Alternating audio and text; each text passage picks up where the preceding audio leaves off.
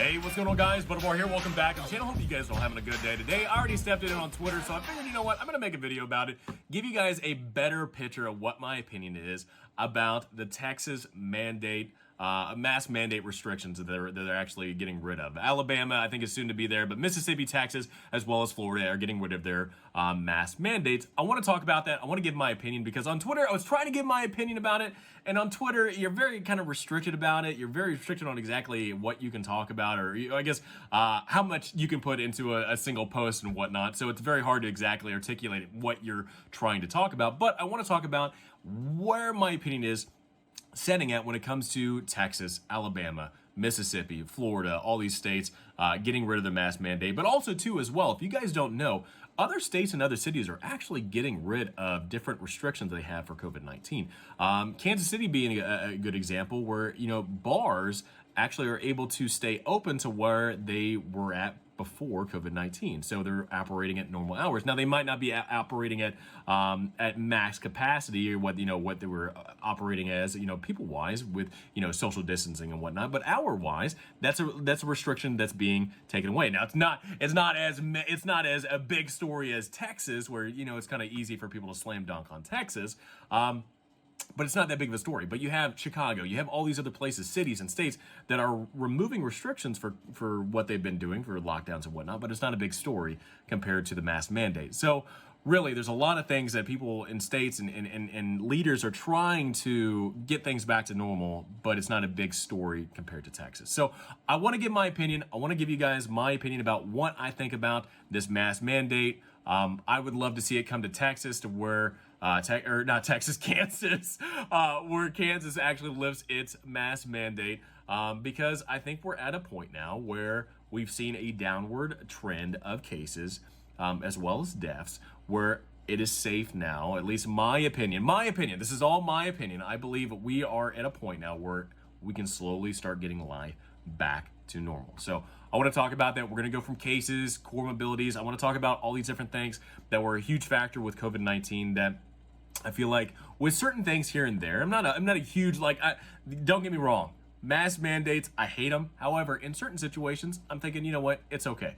I think it should be more up to the individual as an adult. You can make the decision for yourself or your family. I don't think the government should be involved in your life at all with this, especially since you did not vote for it. This is a mask mandated by the state or the federal government that is requiring you, or I guess local. I don't know how much the feds have gotten involved in it, I guess for just federal property, but they should not be telling you how to live your life unless you voted for it. We did not vote for this at all. This is something that the state or the local governments or anything are enforcing on you, in the respect of protecting you. We have to protect you. The state is going to protect you. The government is going to protect you. What has that not ever gone wrong? So anyway, I want to talk about different things. I want to talk about the reason why I think we're at a point now where we can start restricting stuff. But also, too, I want to talk about one thing as well. We're going to talk about COVID-19. I want to talk about different deaths that are happening in the United States as well when it comes to it being a huge national news. Now, COVID-19 is a pandemic. A pandemic happens every about 100 years, Spanish flu being an example, that we see, periodically. However, when it comes to the United States, we have deaths and diseases and everything that happen in this country that kill people by the hundreds of thousands that are not covered by the daily news. The CNN does not have a daily death count for heart disease that kills hundreds of thousands of people every year. I understand it's different from COVID-19. We'll get into that. But again, there are things that are killing United States citizens that I would say this. We're having government get in our life when it comes to COVID-19. But when it comes to heart disease, something that we see on a yearly basis, hundreds of thousands of people dying from heart disease. Do you want the federal government? Do you want the state government getting in your life to tell you how to live your life? We in the honor of protecting life with COVID-19 and the honor of protecting life with heart disease, should the state government, federal, local, get in your life and tell you how to live your life? It's interesting, but I at least want to give you guys my opinion about it. So again, look, I'm going to give you my opinion. I know this is a long intro. If you disagree with it, don't watch the video. If you disagree with it, comment below. I don't care. Just let me know what you think. I know I'm not always right. I'm just giving you my opinion. If you hate it, you hate it. If you agree with me, you agree with me. It's not a big deal. but I just at least want to tell you guys the way that I feel. So anyway, let's talk about this. So COVID-19 deaths have been affected a huge lot. A majority of deaths with COVID-19 have been affected by age. Comorbidities and age have been a huge factor when it comes to how many people have died from COVID-19. Now, this is one thing that I found on heritage.org, where it shows how many people have died with COVID-19 depending on what age bracket they are in. Now, you can see that younger people are not as susceptible as older people. Well, now, we'll also go into several factors of this. One of those factors, if you guys don't know, is state government officials putting sick people in nursing homes. Michigan, New York, and others have been good examples or terrible examples of what state reps will do with a pandemic. Putting sick people that have COVID-19 in nursing homes is a terrible thing. If we're trying to protect a huge population that is susceptible to a disease and we're putting sick patients in nursing homes, I don't think we're protecting our elderly. And I'll say this as well. America does a really good job with trying to extend the life of our people. Baby boomers is a huge population in the United States, and that's why you're seeing, not only are you seeing a lot of deaths because they are a huge population in the United States, but also what age bracket they are in. The United States does a pretty damn good job. This is one thing I talk about, at least at work, going into nursing homes, going to rehab facilities, is the United States does a very good job of trying to extend the life of people. It's crazy to know the lengths that we will go to extend life to certain individuals. We were trying to extend life, and the one thing that is affecting a lot of patients in a lot of nursing home rehab facilities is because people are getting towards the end of their life. They have a lot of other factors getting in their way when it comes to trying to fight COVID-19. Now, I will say this. One thing that's been really great in the past couple of months is the vaccine. If you want the vaccine, get the vaccine. If you don't want to get the vaccine, don't get the vaccine. That's kind of my opinion about it. You do you. But I think it's been great that it's been offered to the most vulnerable, that being elderly, that being people with comorbidities, that would being with other diseases and whatnot that are factors in the survivability of COVID-19. I think it's been great that it's been given to nursing home elderly as well as first responders and medical personnel. I think that's been really good. And that drives into the factor on why I think we've gotten to a point now where we can actually remove certain restrictions and whatnot, masks being one of them. But yeah, age is a huge factor, and it's definitely hit the elderly patients a lot harder than this. Oh, also, I want to tell you this right now, just so you guys have an update on what time frame I'm working on. I gave this has been updated on February 17th. I know this is in March and whatnot, but at least want to give you guys, this is the most updated version of this because I believe this was published in 2020, so September of 2020. So anyway, this is also the amount of deaths in the United States as well when it comes to other causes. So COVID-19, again, is a huge factor in deaths. But they're also showing the total number of deaths in different numbers. So just at least wanted to give you guys a firm example of other deaths that we're not talking about any of these other deaths. We're talking about COVID-19. It's in the news. It's something new. It's a pandemic. But we're not talking about any of these other deaths. Now, these other deaths could be all different types of things, from cancer to all different types of things. But why isn't this making the news? If we're having, not 85 plus, and we're having getting close to 1 million people dying from other causes, we're not talking about that. So anyway, just at least wanted to show you guys this and show you guys the breakdown between ages. So we'll talk about comorbidities. Now, comorbidities is a huge factor, not only age, but comorbidities. If you have other lining issues where it's like maybe like asthma or heart disease or other lining factors, when you're trying to fight COVID-19, it is a huge detriment to your health. And trying to fight it, and it's crazy to know what survivability you have when it comes to a lot of different factors: gender, age, ethnicity, race, and stuff like that. But also too, medical wise, there are different factors to that. So comorbidities, people that have deceased at about 83%. Now this has only been done from April to August.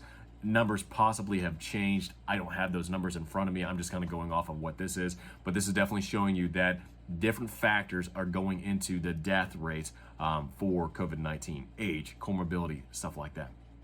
So at least wanted to show you guys what other factors are going into it. So age and comorbidities. All All right, so let's talk about this. Let's talk about daily cases and daily deaths, and then we'll go a little bit into the states and whatnot. So, mask mandates, lockdown, 15 days to stop the spread, closing down businesses, closing down schools, mask mandates, all this stuff was implemented last year, close to a year ago, was implemented. Now we did see a rise. We saw a rise in cases, even though we had lockdowns, even though we had social distancing, we had this and that to restrict our contact with people of cases being spread. Cases were still being spread.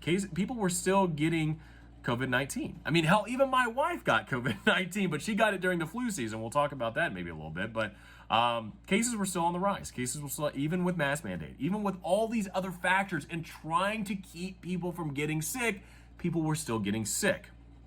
Like I said, nursing homes and whatnot being a huge factor. Hell, even I remember in the summertime running a nursing home where there was only 2 patients, and then a couple weeks later, the entire facility was, everybody had COVID-19.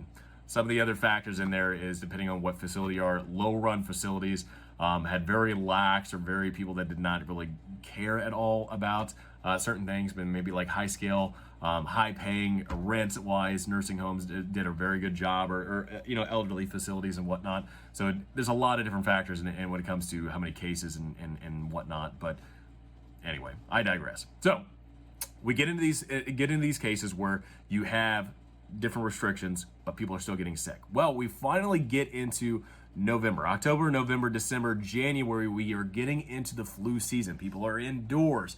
People are isolated. People are getting away. Still restrictions, mask mandates. Certain businesses can't open. All these different factors are still involved. But cases are still going up. Cases are still rising.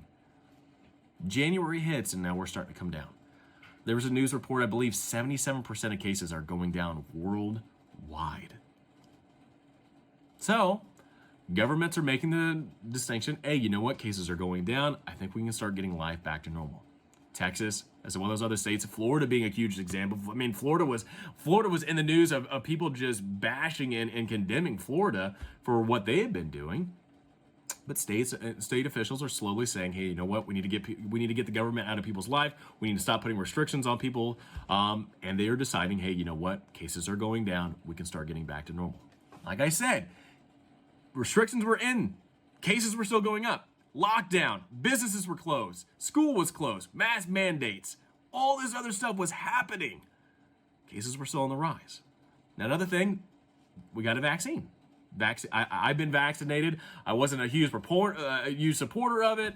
I got it mostly just because of my job, but I'm not a huge go get vaccinated. If you want to get a shot, get the shot. If you don't want to get the shot, don't get the shot. My wife actually got COVID around, I believe, November, December time frame. So that was somebody, again, in the flu season, and again, mask mandates, different restrictions, still got COVID-19. She even tells me, wore a mask at work, still got COVID-19. So it still happens even though you have that restrictions. So now we're getting to a point where cases are going low and say, you know what? Something needs to change. We need to get life back to normal. We put in restrictions and we still have cases rising. Let's see what happens when not only is the vaccine getting more available to people, but let's try to get life back to normal. So, okay, let's try it. Let's see what happens. So that's my huge argument with everything. I think we should give it a try. I think we're getting life back to normal. I think cases are going down. Vaccine is being more available. Death rates when it comes to younger people are very less. The elderly patients now are more have been vaccinated more. So we're getting to a safe level to where people can go see their elderly relatives. They can go to hospitals. The funny thing is, during the lockdown, I mean, relatives we would transport to the hospital, and relatives can go see their relative that goes to the hospital. So we are getting life back to normal. We are getting to these things. Now you'll see different states and whatnot. I think it's funny to just kind of look at number 1 and number 2, Texas and California, where Texas has 2.6 million cases. California had 3.5. Now, California has probably one of the most restricted states of stuff that you cannot do. However, when it comes to Texas, you see a large recovery from cases. Yeah, you still have deaths, but you're having a large recovery. And then cases-wise, So it's funny to know that Texas is wanting to lift restrictions and they have less cases, but in California, you have more cases, more restrictions, even though I do also understand as well. There's a lot of nuance here, but population density, I get that. But it is funny to see cases are going down. There's less cases in Texas, and in California, there's more, and there's more restrictions. So anyway, look, I think we're getting to a point where more elderly people are getting vaccinated. There's a lot of things that have been very beneficial to getting to a point now where we can start getting life back to normal. We have to get life back to normal. One of those things is lifting a mask mandate. I'm in support of that. Let's just see what happens. If case rises, boom, shut that down, and we'll put on the mask. Let's just see what happens. Let's see what happens. We saw what happens when we have restrictions. We saw what happens when we had lockdowns and school lockdowns and whatnot. Let's see what happens when we have restrictions being lifted and life can get back to normal. I mean, can it not hurt to try and see what happens? We tried one thing, cases still rise, people still died. Let's try something else. So that's my whole thing. At least wanted to show you guys that, but I also want to talk about this as well. All right. So heart disease as cancer and other things, other factors in the United States kill a lot of people every year, hundreds of thousands of people every year.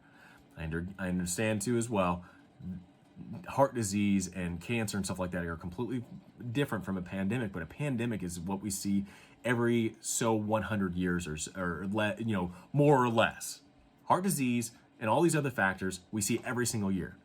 From what the CDC is saying, about 655,000 Americans die from heart disease each year. That's one in every 4 deaths is a heart disease death. Now there's there's a lot of things under heart disease, but heart disease is one of those factors saying, boom, this is what we have. Why is this not getting talked about? Cancer is another thing. If we go over to cancer, I believe is 606,000 people will die. And this is in 2020. So in 2020, estimated 1.8 million new cases of cancer will be diagnosed in the United States, and 606,000 people will die from the disease. So you have huge things that are killing people in the United States that are not making the national news. I understand COVID-19 is a huge issue. It only happens so often where we have to fight a pandemic. But why aren't we having a lot more effort and focus into heart disease or cancer and whatnot? Other things that have been killing Americans. If we're wanting to put so much focus into COVID-19, which I'm agreeing with, looking at heart disease, are we going to do the same restrictions on heart disease?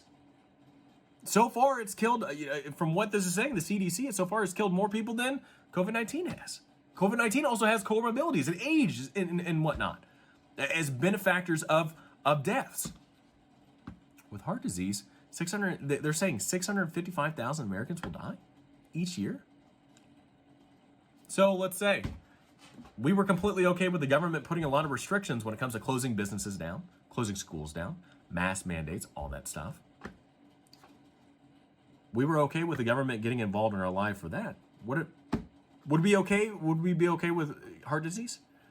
We're going to restrict how much you can eat to lower your weight. It's in the safety of you. We're going to require everybody to get a gym membership. You got to work out at least an hour a day. It's in the safety of your benefit. I'm wanting to know where it stops. Where do you feel comfortable where the government gets in your life? Nobody voted for any laws whatsoever for any of the restrictions that states and local areas are putting on people. But if we don't stop and say, government, get out of my life, I don't know your restriction, I'm an adult, I can make decisions on my own, where does it stop? Are we going to put restrictions on heart disease since it kills 600 some odd thousand people every year? You got to watch what you eat. Government's going to control it. You can only eat so much. You got to exercise. Don't get me wrong, I love exercise, but telling people that they have to exercise, I don't enjoy telling people what to do when you're an adult. You can do whatever you want. It's very interesting. Look, like I said before, I want to see how this goes. I'm in support of it. Get the government out of my life. Don't tell me what to do. But I will say this: there are cases where I'm like, you know what? If I'm going to a nursing home, if I'm going to a rehab facility, if I'm working and I'm working with patients, I have no issue wearing a mask. If I'm actually taking care of somebody that's actively sick or actively having COVID, I have no issue wearing the proper PPE whatsoever to take care of somebody. When I'm off duty, when I'm a healthy young male dealing with other healthy young people, or healthy people, no matter what. Going to the playground, taking my daughter to the playground, go to the grocery store, go to the gym.